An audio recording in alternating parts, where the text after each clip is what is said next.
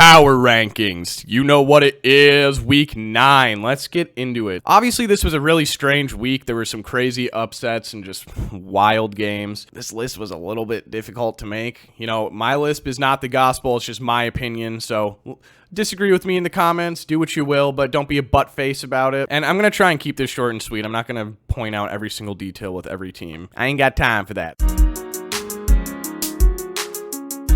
So let's start off. Number 1, I got the Lions moving into my 1 spot. I don't know. I don't really see any holes in this team. Jared Goff is playing some incredibly efficient and impressive football. They have the best running back duo in the league. And it really feels like this defense is rallying behind the loss of Aiden Hutchinson. You know, obviously it's still a hole in their defense, but, you know, I think they've been playing well despite his absence so far. Now, at number 2, I got the Chiefs. The Chiefs are obviously contenders, but their offense is still just so scary to me, and not in the good way. I mean, Patrick Mahomes has been playing some awful football. Had a better game last week, threw 2 touchdowns, but he had that terrible interception. So yeah, this defense might be really good, but with a team that just has such a glaring flaw right now, I can't be putting them in my 1 spot. Number 3, I got the Ravens. I really debated putting the Ravens over the Chiefs, but I think it's hard to with the loss to the Browns this week. But that being said, I'm really not taking that loss too seriously. I mean, realistically, every single good team this year has lost a game they shouldn't have. Lions lost to the Bucks. Chiefs should have lost to the Falcons if the Kansas City refs hadn't made an appearance. Probably should have lost to the Bengals too.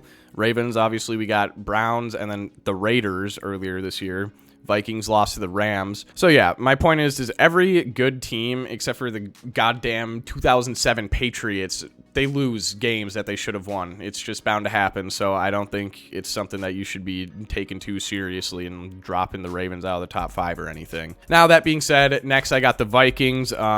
I thought I was overreacting to the Vikings loss to the Rams, but it seems like the general public is way more so than I. I've seen some people like dropping them to the 7, 8, 9 spot, which I just think is a little unfair. Like 7, okay, but anywhere after that, I can't really hear you out there, honestly. Yes, it was a bad loss to the Rams. Our defense didn't look great, but like, guys, did we forget that they barely lost to the best team in the NFL, the Lions, 1 week prior? Like, this is still a very good Vikings team. Yes, it has its faults, but as a whole, it's a high-powered offense, and it's a good defense when Brian Flores is scheming correctly. Now, when we play veteran quarterbacks like Goff and Stafford, that's a bit of a different story. However, hoping we make some splash play at the trade deadline. As of right now, Vikings at 4.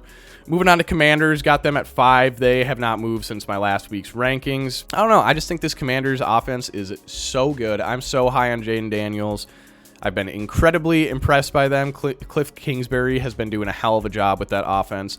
And I think their defense is being slept on a little bit. You know, I think that they're probably still like a bottom 10 defense in the league, but the higher end of that. They've been doing enough to win them games. I mean, they kept them in the game against the Ravens. They completely shut out Caleb Williams. I don't know. People are still talking like this defense, like it's like a bottom 3, bottom 5 unit in the league. It's definitely not. It's much more a middle of the pack defense at this point, in my opinion. All right, at 6, we got the Bills. Got them moving up 1 spot. Obviously, very impressive performance by the Bills this week. They smoked the Seahawks, but you know, at the same time, if you watch that video, that game was way more about the Seahawks shooting themselves in the foot than it was the Bills having an amazing game. And don't get me wrong, the Bills looked good. They had a good game, but God, the Seahawks made it really easy for them. So I'm not taking this massive win over the Seahawks as some big takeaway for the Bills. You know, I think the Bills are a good, very good top 10 team.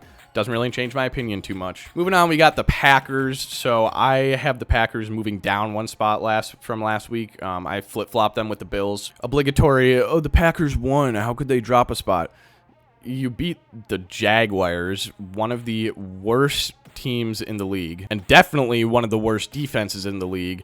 And yes, obviously Jordan Love goes out, but he wasn't playing good. He was out there throwing picks per usual. So I don't know. It was not an impressive win for me. If anything, it made me feel worse about the Packers. I mean, you had to rely on a game-winning kick to beat a not good team. So I don't know. I still think the Packers are good, but Jordan Love is just not playing football at the level that you would hope he would be at this point. You know, it's been a little bit disappointing from him so far this year. So if he dials it up second half of the season like he did last year, then Packers will move right on up. But as of right now, I can't put them any higher than that. Okay, number 8, we got the Texans. They were number 8 last week. I don't really know what to do with the Texans at this point, honestly. I mean, CJ Stroud has had a pretty disappointing year so far.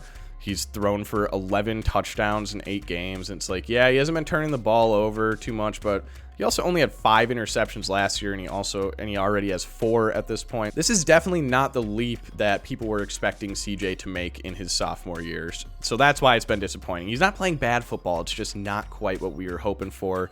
And obviously 2 weeks ago, he had that game where he threw for 86 yards. So this Texans team is lucky they have Joe Mixon, or else their record would probably be like 4-4 right now, to be honest. Joe Mixon has been an absolute engine, absolute unit in this offense, and has propelled them to some pretty damning wins. So yeah, I don't know. The Texans are kind of just hanging out in that 8 spot. They don't really scare me as true contenders at this point, but they also feel too good to leave them out of the top 10. So there they are. Next, I got the Steelers in my 9 spot. They moved up 1 spot from last week. Yeah, I don't know. Maybe I was sleeping on Russell Wilson, but I still feel like Justin Fields was winning games. He probably could have won these games too. I mean, yay, good job. Good job, Steelers. You beat the Giants, and it came down to the wire.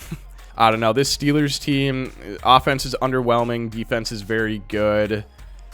They're very, very capable of winning on a week-to-week basis, but they're never going to do it in impressive fashion, so that's why it's hard to figure out where to rank them. And coming in at my 10 spot, I got the Falcons. They're moving up 2 spots. I really debated them and the Eagles. I don't know. I feel like this game by the Eagles was kind of a fluke where Jalen Hurts just beat up on a really, really, really shitty Bengals defense. I think that he has been struggling the past couple years against good defenses, and we've seen that. So with my question marks about the Eagles, that's why I can't put them into the top 10. Falcons, on the other hand, their offense has been firing on all cylinders. Big Kirko's going crazy out there, pulled up with the chains on, flexing and shit. But yeah, this Falcons defense is really just not scary. I mean, they got a pretty decent secondary back there for sure, but they literally have like no pass rush. They can't get any pressure going on the other team's quarterback whatsoever. So that definitely scares me with them. I feel like their defense is a huge, huge fatal flaw, and Kirk can be as good as he wants to. It's not going to be enough to bail out this defense against really good competition. So Falcons sneaking onto the list this week. Now, quickly, I'll just run through to my top 15. So, like I said, 11 Eagles, 12 Niners, 13 Bears, 14 Chargers, 15 Cardinals. So, yep, that is going to do it for my Week 9 power rankings. Thank you guys for watching, as always. Leave a like, leave a comment, click that sub button, and follow my other socials at Screbdabala on TikTok and Instagram. And, yeah, have a beautiful night, y'all.